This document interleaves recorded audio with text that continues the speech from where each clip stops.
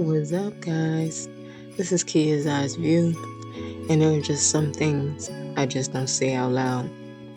So, let me tell you about a time where I struggled. I struggled in a day to a point where I found myself in tears. Tears because I was so overwhelmed from the pressures and the ups and downs of the start of the day and the different obstacles I had to go through just to get to where I had to go before picking up my passengers in my group to get my day started.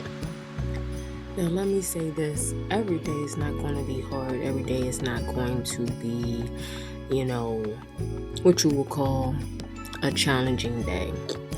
But this day, man, I probably didn't have a day like this in maybe weeks or so. Every now and then you get times where there are going to be struggles. You're going to have, people that are going to give you a hard time. You may have trouble with the equipment you're given, or, anything can happen, and you have to learn how to navigate through those things. For me, once things start to happen, I wouldn't say that I would start to panic. I start to jump into problem solving mode. Let me see what I need to do. What's the next thing I need to do to, make my day run smoothly. So I had a day where I kind of worked a normal day. I'm feeling good. I'm excited. I'm, happy to be able to go and pick up my group. I was going to, I believe it was New York. So it was a normal day. I come in, talking to a few of my co-workers, catching up, seeing what they're off to doing, see what their day consists of, and wishing them a safe and productive and fun, good day. And I get, my bus, I start my trip, and I have a bus where I have to, complete a full, ADA inspection, make sure the wheelchair lift from the bus is working, which is on charter buses. I would say a lot different for me versus when I was working transit, because transit, it was a lot easier, and it was in the front of the vehicle. We had front, and also rear. It was all different kind of vehicles in transit, but in charter, it's a lot harder because the buses are a lot bigger, and they don't get utilized as much as transit, so it was a challenge. So this particular day, I get, everything runs smoothly. And most of the time it does when you have to service and run through with the, lift, make sure everything's working. I get the chairs on the vehicle set up because, when I get to my pickup, I want to be ready. I don't want to be having to adjust the chairs because sometimes it can be a little difficult. 110 pounds soaking wet, so it can be difficult for me to be maneuvering the chairs and getting them in position while on site. So I do it prior just so that I'm well prepared.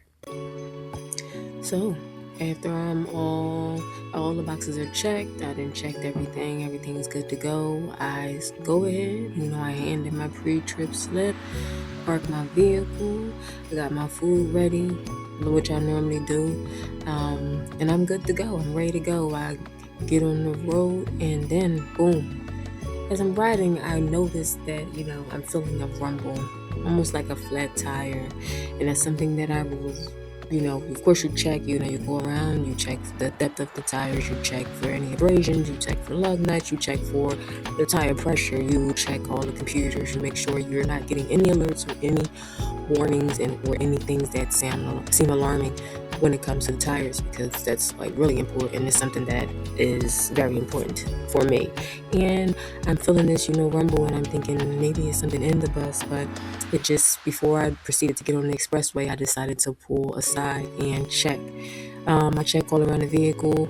I'm not seeing anything, so I decided to call dispatch and alert them that I was going to be turning back around, which was only a mile away because I didn't go far before I decided to make the decision to change the vehicle and, have a mechanic look at it before I actually got onto the expressway.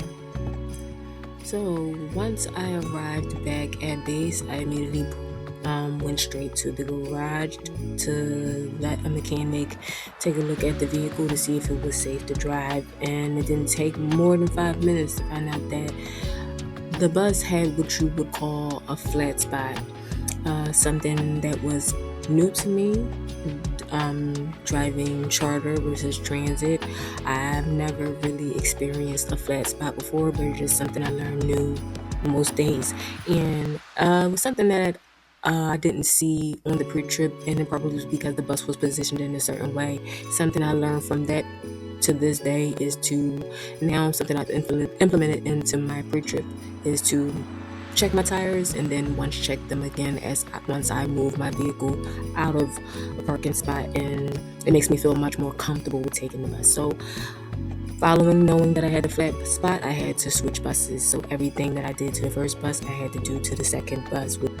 So as we are approaching New York, I felt the pressure of knowing that I may not make what you would call our bus lane. That's something that, saves maybe 30 to 45 minutes of going around Lincoln Tunnel to getting into New York.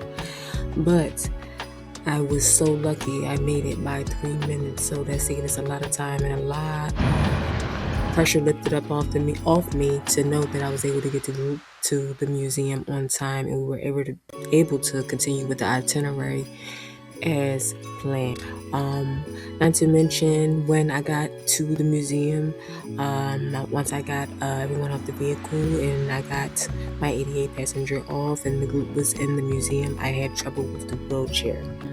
What I had to do was call dispatch because I at first thought that it was a malfunction, and only to find out that I really just needed someone with a little bit of arm strength. And once I had found a young man who was nice enough to help me out and give the door a nice jerk, I realized it's just because you may be, smaller doesn't mean that you can't ask for help, even though it's challenging and you might feel a little prideful. Never be afraid to ask for help because that's what keeps the day rolling, that's what keeps things rolling. And from that time forward, once my group came back out, I was able to tell the attendant a little bit of trouble I had, and he was able to assist me throughout the day with getting the door closed each and every time. He had no trouble doing it, no problem doing it. He was happy to help, and it made my day a lot smoother just by, opening my mouth and saying what I needed. And we went to Chinatown. The teacher was very nice. She got me some famous Chinese food from one of the famous restaurants in Chinatown in New York, and it was a great day. And at the end of the day, she gave me, a very great compliment and let me know how appreciative she was of my great customer service as well as my great driving skills. So with all of that being said, that's my view through Kia's eyes. And if you like this video, like, comment, subscribe, and drop some comments for me and let me know what stories you would want me to tell in the near future. That wraps it up, guys. Peace.